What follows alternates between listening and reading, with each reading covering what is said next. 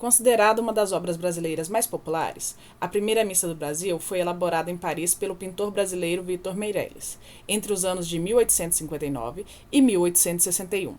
A tela possui dimensões de 2,68 m de altura por 3,56 m de largura, utilizando a técnica óleo sobre tela. Hoje ela está localizada no estado do Rio de Janeiro e faz parte do acervo do Museu Nacional de Belas Artes. Em formato retangular, a obra retrata um evento à luz do dia, ocorrido na localidade onde viria a ser construída a cidade de Porto Seguro, no estado da Bahia. A natureza retratada é própria do Nordeste brasileiro. A celebração da missa, tida como tema principal da obra, desloca-se um pouco do centro em direção à esquerda da composição. A época retratada é o ano de 1500, descobrimento do Brasil. O cenário consiste num litoral, com linha do horizonte e montanhas ao fundo. Sobressaem-se tons terrosos da pele dos indígenas, da madeira da cruz e da flora. As folhagens apresentam tons verdes variados e o céu é azul. As vestimentas dos religiosos se destacam por serem brancas, bem como as armaduras prateadas dos soldados.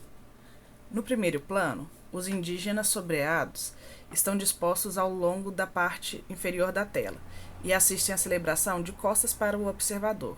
Eles exprimem surpresa. Alguns apontam para o centro e 2 deles estão sentados sobre galhos de uma frondosa árvore, que ocupa o canto direito da tela. Um destes se posiciona de forma privilegiada e contempla a cena atentamente, usufruindo de visão panorâmica. No segundo plano, do lado oposto àquela árvore, aproxima-se um cortejo de indígenas vindo de um interior tropical, através de uma longa trilha empoeirada. Estes expressam a dança e o canto e caminham como se estivessem dando a volta e soubessem por onde entrar em cena. Eles estão às costas dos portugueses, demonstrando interesse e curiosidade. Ainda no segundo plano, localiza-se a imensa cruz de madeira fincada sobre uma elevação, a qual conduz o nosso olhar para o alto, enquanto o horizonte abre-se sereno ao fundo. Há uma luz que incide sobre este altar, considerado como zona central da obra. Essa luz contrasta com as sombras que pairam majoritariamente sobre os indígenas situados no primeiro plano. A figura do Frei Henrique de Coimbra ergue o cálice em direção à cruz ao celebrar o momento mais solene da Eucaristia, a consagração. Ao redor há europeus, navegadores e religiosos que demonstram respeito e concentração. Alguns se ajoelham. Este é o ponto culminante do evento. No centro da composição está Pedro Álvares Cabral. Ele veste um manto vermelho e se encontra ajoelhado ao dirigir sua atenção para o altar. À sua esquerda e um pouco mais à frente, há um baú sobre o qual está depositado uma cruz. Atrás deste móvel e de Cabral encontra-se um português encapuzado, também ajoelhado, que carrega consigo uma espada.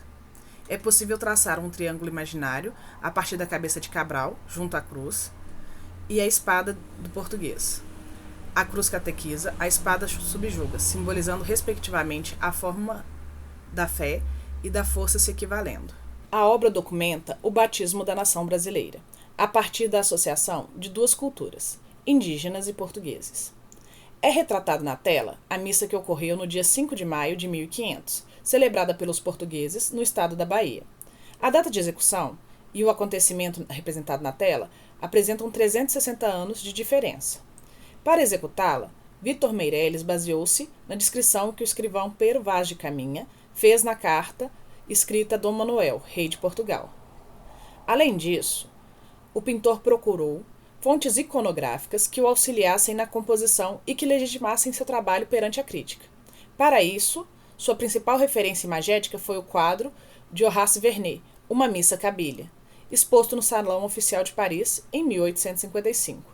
Não se pode dizer que Victor Meirelles fez uma cópia do quadro de Vernet, porque nessa época, citar uma obra era uma forma de fazer-lhe uma homenagem. Victor Meirelles era humanista ligado ao romantismo.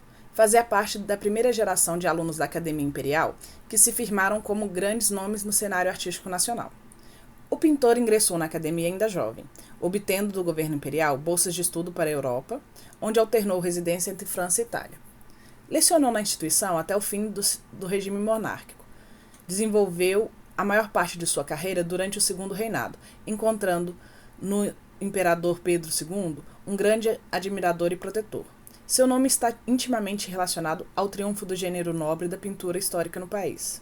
Não apenas em razão da qualidade inconteste de suas composições e de seu relativo sucesso no exterior, como também pelo alargamento do debate sobre o papel das artes na educação do povo provocado por seus trabalhos.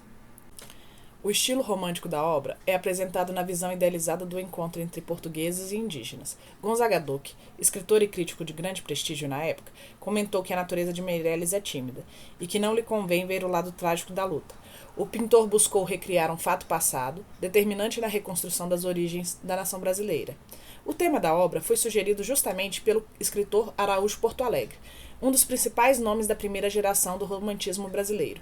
Interessado em obter total apoio do governo para o estabelecimento de bases duradouras, capazes de promover o desenvolvimento das belas artes no país, Porto Alegre defende a representação de temas voltados à exaltação nacional e depositou grande esperança em Vítor Meirelles em sua empreitada. Destaca-se que, na carta de Pero Vaz de Caminha, não há qualquer menção quanto à existência de uma cruz na primeira missa. Ou seja, de certo, Meirelles retratou uma cena que não é fidedigna à realidade.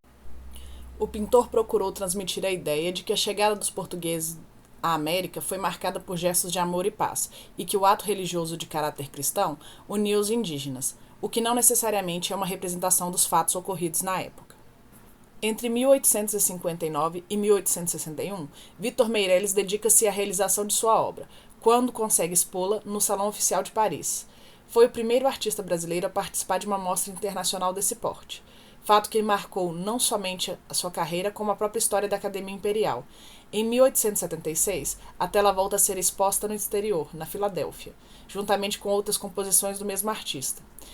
É importante destacar também o papel da primeira missa no Brasil na construção de uma representação sobre o descobrimento e sobre a identidade brasileira vinculada ao catolicismo e ao sentido de conversão que a navegação portuguesa trouxe consigo, o que amplia a importância dessa pintura na construção de nosso imaginário cultural.